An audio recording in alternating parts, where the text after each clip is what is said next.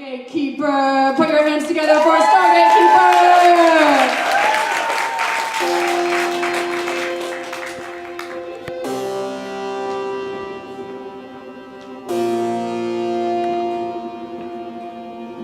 It's spring equinox 2017, and I'm sketching a 12-sided Stargate portal to activate my world vortex map crystal grid for protection and healing of the Earth. It may resemble magic, but I don't know if my Jewish family and or God would approve of magic, so I tell myself it's an experiment in holographic projection, and either way, I hope it works. Lisa Renee from energeticsynthesis.com says, there are massive changes occurring in the Earth's magnetic field that are transforming life on Earth as we've known it, and yet the topic rarely makes the news. Thanks, Lisa Renee. Wait, I messed it up. Okay. In the latest episode of her podcast titled Geomagnetism.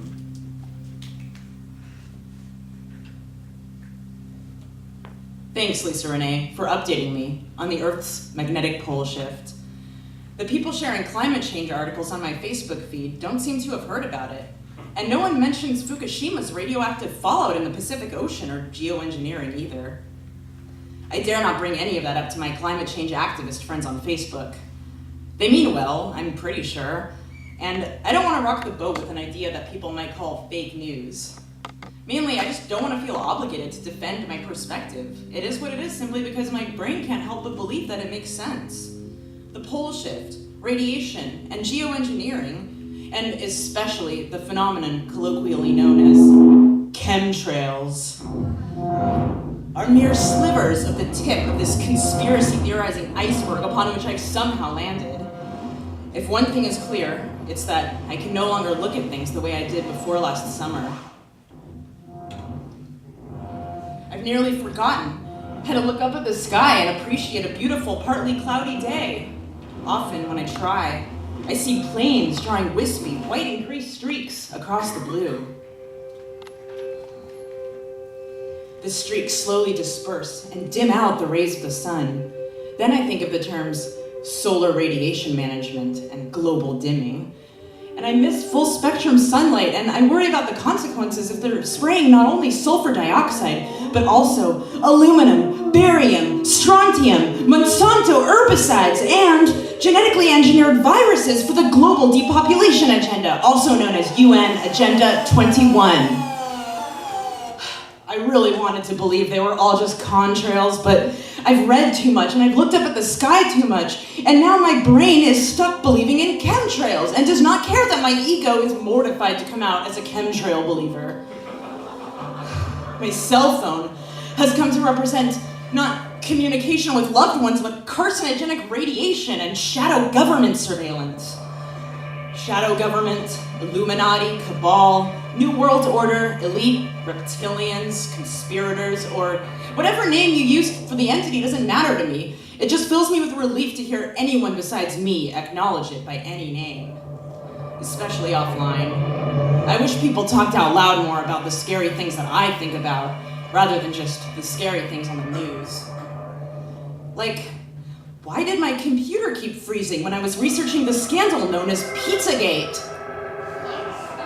Are all of those occult symbols hidden in plain sight throughout culture, government, and media? Just a marketing gimmick? Spin. Are all of the Project MK Ultra, Monarch, and satanic ritual abuse survivors just lying about the underground child trafficking bases? Did Kathy O'Brien cut up her own genitals just so that she could say the government had done it, and that Hillary Clinton had forced oral sex on her during Bill's presidency? Is it just my imagination, or is Satanism getting more popular? Surely the guy starting a satanic after-school club for kids in Portland really is just presenting an alternative to the evangelical Christian after-school club in order to encourage critical thinking, right? He's not into things like satanic ritual abuse and trauma-based mind control, is he? Was Lyme disease engineered in a laboratory like some people say about Morgellons syndrome, that strange fungal nanotech parasite that grows fibers out of people's skin and is acknowledged by painter/singer-songwriter Joni Mitchell, who has it, but not by the United States Centers for Disease Control?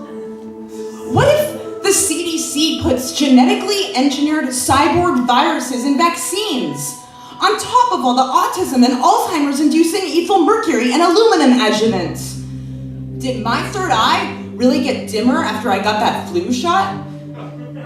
Or did I just lose touch with my psychic development work while caught up in the low vibrational state of worrying about my pineal gland being drowned in ethyl mercury? Would I be totally different if I'd never been vaccinated? Would I be more psychic? Or perhaps less confused about what to do on Earth in a physical body? I'm a floating blue dot, so why does a human look back at me from the mirror portal?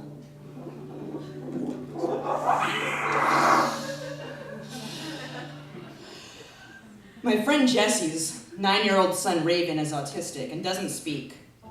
When Jesse used to have him on weekends, Raven would chill and spin things like this while Jesse played guitar.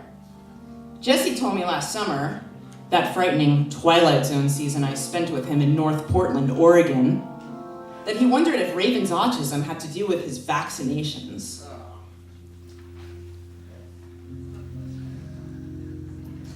I suggested to Jesse that he get a blood type test kit to see if he had an Rh negative blood type, thinking it could factor into heritable vaccine sensitivity in Raven, as well as some of the strange experiences that Jesse had begun having, such as seeing 2 extraterrestrials with stretchy skin in line at 7-Eleven at 3 a.m. Jesse didn't have the money for a blood type test kit. He hasn't had an income since last summer, when he left his job at an Irish pub because he believed his boss was trying to get him accidentally killed, possibly to cover up a loan she'd taken out in his name. He was diagnosed with paranoid schizophrenia a few months later. Oh, by the way, I asked, and he was certain that the 7-Eleven customers were not 2 humans with a skin condition, but actual ETs with a different type of skin. Jesse told me sometime around April of 2016 that things at work had been getting weird. I was staying with him at this time, sleeping in a broken zippered sleeping bag on the concrete floor of the garage-turned-bedroom he was renting, because living in my own apartment with a roommate whom I felt was kind of an energy vampire had become unbearable. Jesse was generous enough to let me share his space for the last 2 months he lived there. I spent more time in the garage than he did, dividing my time between house hunting and job hunting, and intensively preparing for a psychic development workshop I was to lead at a queer adult summer camp that August under the camp name StarGateKeeper. Oops. Well, I won't need this anymore. I told Jesse I would leave if he wanted alone time, but he said he liked having company after work and felt like his belongings were safer when I was there. This was because of one time when he had left his phone recording audio in the garage while we had gone out together, and the recording had captured sounds of shuffling and drawers opening and closing for about an hour. I had heard a couple of minutes of the recording before it had mysteriously vanished from Jesse's phone. Jesse said that he knew it sounded paranoid, but he kept seeing the same biker dudes who were friends with his boss in different places, and he felt like he was being followed. He said that a few of his coworkers had been directing an unusual amount of attention towards him and making cryptic remarks to him and in his presence, and that it had started recently, following something he had said to his boss about wanting to eat more healthfully, though he'd been working there for years. I know it sounds like I'm imagining it's all about me, Jesse said, but it really does seem like they're making it all about me. A week or so later, it wasn't just people associated with Jesse's work whose behavior was puzzling him, but also complete strangers, whom he said made it a point to linger and stare at him, or to make loud comments around him that referenced content from his own private conversations. I didn't know if Jesse was being paranoid or seeing through the veil, or both. he strangely lost all of his Spotify premium playlists, and shortly afterwards found that his PIN no longer worked with his debit card. The bank gave him a replacement card with an RFID chip, by which Jesse believed helicopters and satellites were tracking him. He later said that the replacement card had stopped working, and that when he had asked a question about the chip, the bank employee had replied, "I don't believe in that stuff." Earlier that year, I had become fascinated with targeted individuals and organized gang stalking, topics I had stumbled upon while researching schizophrenia out of curiosity, and I learned all about electromagnetic harassment techniques such as voice to skull, electromagnetic torture via directed energy weapons, and extremely low frequency, or ELF, waves, and the gaslighting that targeted individuals had been reporting internationally. The technologies are real and for sale, and there's even a patent for a remote neural monitoring device. So isn't it irresponsible of psychiatry to treat all claims of gang stalking as paranoia? That first time I got into researching targeted individuals, I had to quit because it was keeping me awake with worry, and I was already feeling energy vamped from living with my roommate. It was Jesse's case that broke through my pink cloud of recovery and got me hooked on researching targeted individuals again. Some of them are whistleblowers, some have no idea why they're targeted, and some believe it's because they possess the rare Rh-negative blood factor, predisposing them to strong psychic sensitivities and attracting the interest of genetic experimenters from CIA Black Ops agents to gray aliens. British UFO researcher and whistleblowing super soldier Max Spears spoke of military abductions, or MILABs, and multi-generational, occult-based programming and tracking of targets. Mid-July of 2016 was when I found his material online and heard days later that he had died after vomiting black goo.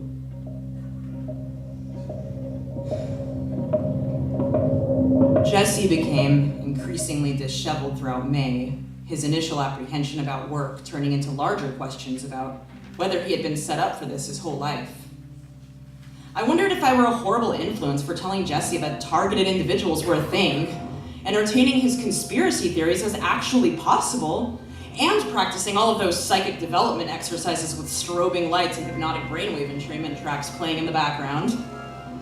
But Jesse assured me that he would have been freaking out regardless. Jesse decided to leave the garage, and we both moved into a house with his best friend T in June. There, Jesse said he felt beams of energy hitting his body from the cell tower on the corner.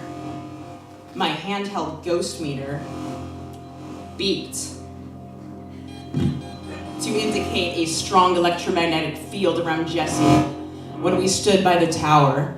But when I tried to record a video, the ghost meter stopped beeping. They turned the signal off, Jesse said disappointedly. Later, he wondered aloud if the psychiatrist to whom he'd been referred was conspiring with his employer. My inner voice of social propriety warned, hey, a normal person would discourage a friend from wondering things like that because a normal person would recognize it as delusional. But no, the whole time, and now still, I felt that there was more going on than mental illness. Even if Jesse did develop schizophrenia through a means more organic than directed energy weapons and or nanochips in his brain, seriously, it's possible. In one of Max Spears' last lectures before his death, he said it was critical that we realize how MK Ultra mind control, addiction, and schizophrenia are interrelated. And, in my own words, how people are suffering from stigmas deliberately designed to keep them feeling isolated, powerless, and hopeless. It is apparently a huge aspect of the war against humanity that Spears and other spiritually inclined speakers have described. Jesse first told T when demonic voices started to bother him at the new house. T has had great ET encounters and is schizoaffective, thus having a solid understanding of astral warfare. She eventually needed to take some space from Jesse due to empathy overload.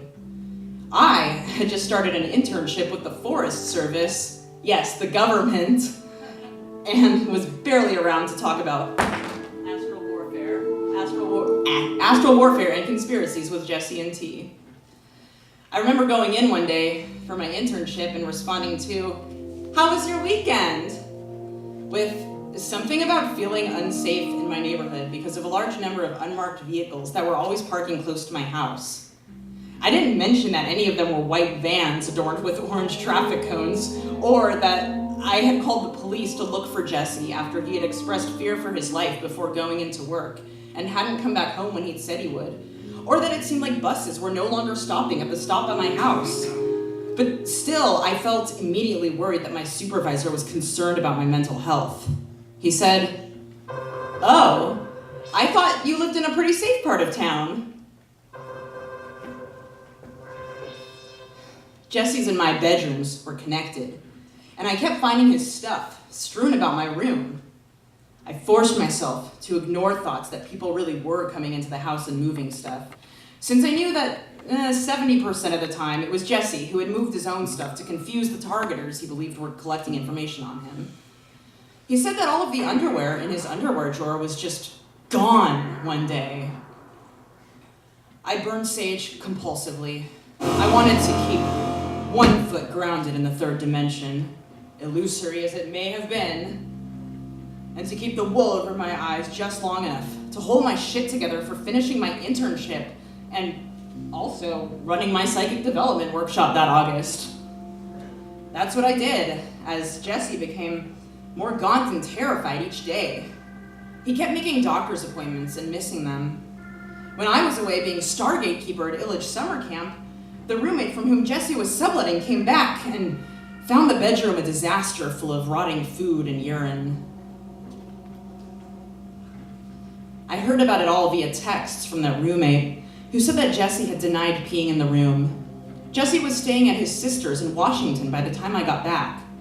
The other roommates then told me that they had asked Jesse to move out because he hadn't paid rent and had been tearing up their books in search of secret codes. I said goodbye to Jesse a few days later when he rolled up to the house in the passenger seat of his brother-in-law's car. He insisted that there had been a miscommunication and that he was still supposed to be living at the house. His brother-in-law had driven him back, unsure. I felt awful telling him that they probably weren't going to let him move back in, especially since I too preferred not to live with him at that point. And I didn't want him to think that I was part of the targeting. I said, "I'm still your friend and I'm on your side." Before they drove off, I added, "And aren't you at least glad that it's probably schizophrenia rather than actually being a targeted individual?" He laughed weakly, though he was upset about the house, and I could tell he still believed he was being targeted, even though he knew his symptoms matched those of schizophrenia that are in the DSM. Jesse is now living with another family member, and we talk online occasionally. I told him recently when I read a targeted individual story about someone else's underwear disappearing from their underwear drawer. It was a bone-chilling find that pretty much washed away my remaining doubts about whether it had really happened to Jesse. Even more recently, I read a YouTube comment about how gang stalking groups will go as far as to piss on your floor.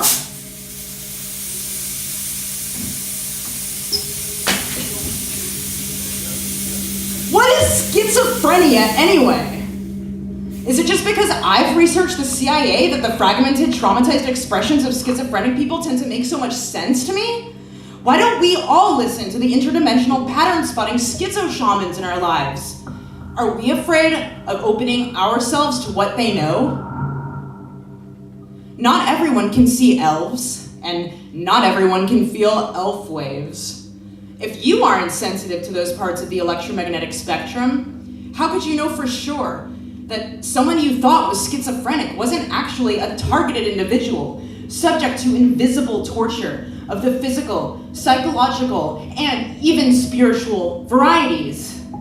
What if hallucinations are actually interdimensional convergence points wherein entities, organic or synthetic, come popping through open portals in the aura like hackers through open ports in a router? And what if that can literally probably happen through a Wi-Fi router.